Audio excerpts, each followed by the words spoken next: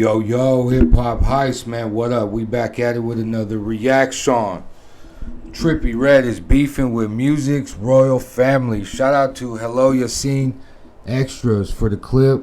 This hip hop heist TV, man. Go ahead, hit that like and subscribe and follow along, man. Let's get to it. We just gonna break it down and have a good time while we do it. So let's get to it, man. Again, hit that like and subscribe. It really goes a long way for us to bring you this content. And yeah, we start now. Trippie Red recently just went all out on the CEO of his record label, who's the head of Warner Music now, Atlantic Records, and that's like one of the top 3 labels. So first I'm going to play you guys the clip of Trippie Red, and then we're going to get into if this is cap, promo, what other people think about it. So let me roll the clip. And just keep saying who my profile picture is. Listen, if you want to know who my profile picture is, you know what I mean? Just click the app, man. Tell that drop the album, man. This nigga sign me, man. Tell that drop the album. So here he's talking about NDA, which seems to be a mixtape album that's up and coming from Trippie Red. And Trippie Red would also change his profile picture to Elliot Grange. So Elliot Grange, short answer, son of Lucian Grange, who started Universal Music, and his son would initially start a very small boutique record label many years ago. This was around probably 2017, and this label, it was 10K, but before 10K, it was actually Strange Entertainment, spelled Strainge Entertainment. Initially, it was creating a lot of confusion when these guys started to blow up with Tech Nine, who's Strange Music. He has his own independent label. Really impressive independent operation. One of the most impressive artists, entrepreneurship type of duos, because he has like a business partner that kind of helps him with a lot of these things. And just all of music history, really. Like what they've built is so phenomenal, so incredible. And that's just music aside. However, when Trippie Red blows up and you see the imagery of a Trippie Red and a 6ix9ine and they're called Strange, and you see the imagery that Tech Nine had and that label had, you can kind of...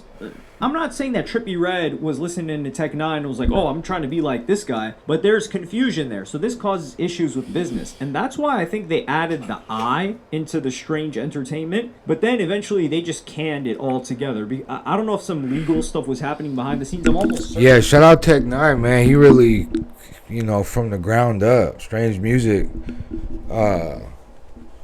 just independent, straight independent, but I mean, massively go on a global scale. They went from nothing to something, and that was that was all behind.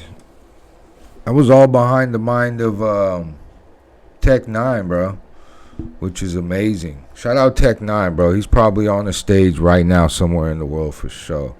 But let's keep going, man.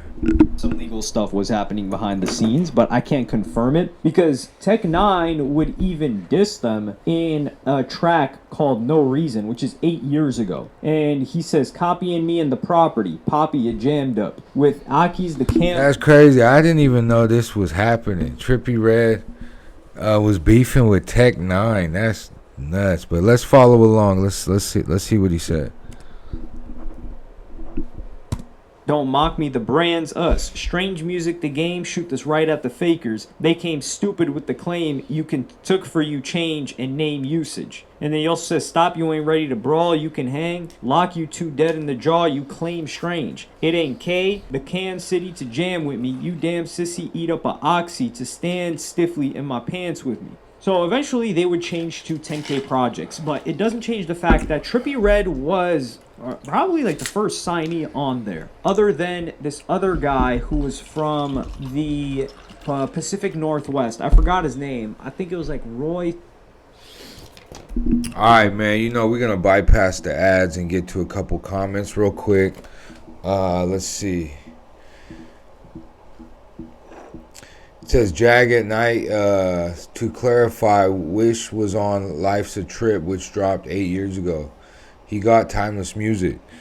Shout out to Oda Jamal says, I haven't been here in so long. Excuse me.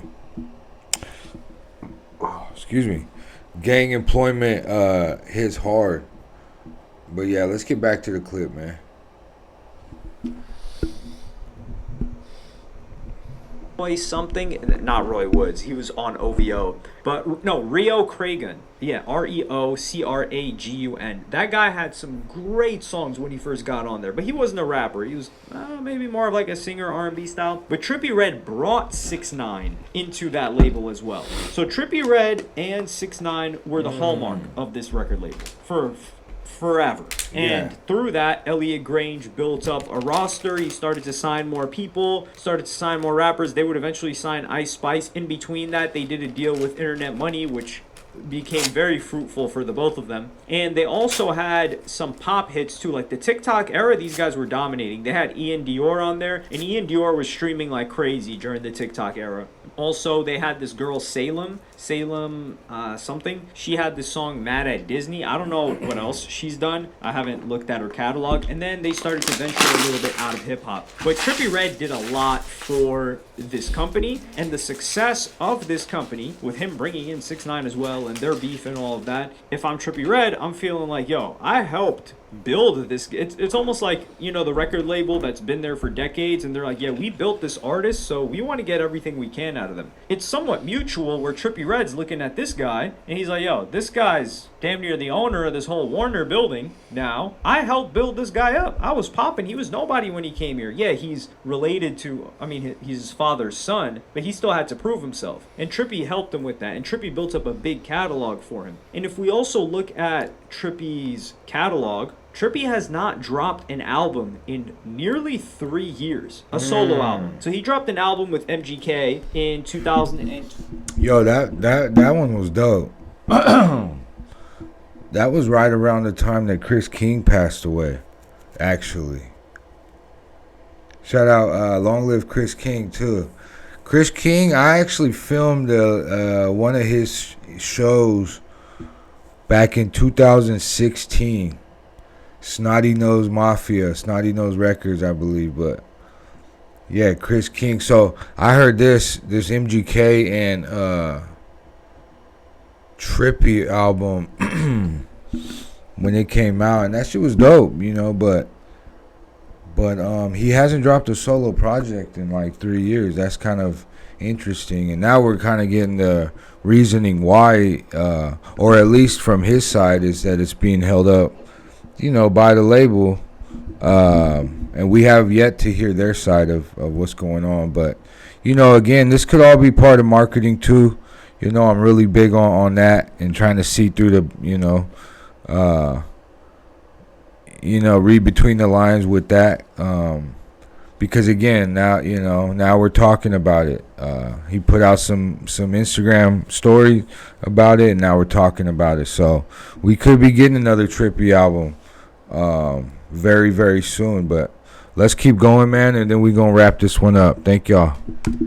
T4, I believe. Yeah, 2024 is a Sad Boy EP, and that one performed very well. Like commercially, I think first week it didn't go that crazy, but the streams on here really hit. These guys worked together well. I enjoyed this project. Yeah, but me too. Before that was St. Michael. That was the last Trippie Redd. He dropped 2 projects that year in 2023. It was St. Michael and A Love Letter to You 5. So it's been 3 years since we've gotten a Trippie Redd project. And Academics was very, very close with Elliot Grange. Said he thinks this is just promo from Trippie Redd. And I think this is half and half. I do think that Trippie Redd has a reason to be frustrated. Now, Trippie Redd's been paid a lot. I remember he was talking about getting paid out $35 million or something like that, which is a huge amount to be paid. But I'm also leaning towards Trippie Redd is trying to drop an album, and I don't think they're letting him drop right now. Because in 2025, Trippie Redd has dropped single after single after single. If we're just talking about solo songs that Trippie Redd has dropped in 2025, I mean, he dropped Woke Up, The Face. That was like a song with the music video. He dropped World Boss. He dropped Sketchy. He dropped Checklist. He dropped Stay the Same, and he dropped Can't Count Me Out. That's what, 6 songs that are completely solo. He also dropped this one track, I think, with Steve Aoki. Yeah, man, that's like a whole project right there. But yeah, to me, I think this could be half and half. Kind of like you seen saying that he's frustrated, but it could be part of the rollout. Again, he's dropped 6 or 7 singles last year, so I don't know. We could be gearing up. Let me know in the comments what y'all think. Is Trippie dropping an album soon, or is him and his is this real beef? Is he trying to get off the label? What do you think Trippie Red is going through, or what was going through Trippie's mind about all this? But yeah, let me know in the comments, man. Hit that like and subscribe. Thank y'all for watching, man. Be happy, be healthy. Do what you got to do to survive. Like Pac said, also be of service, man. Help somebody out today. We out. Peace.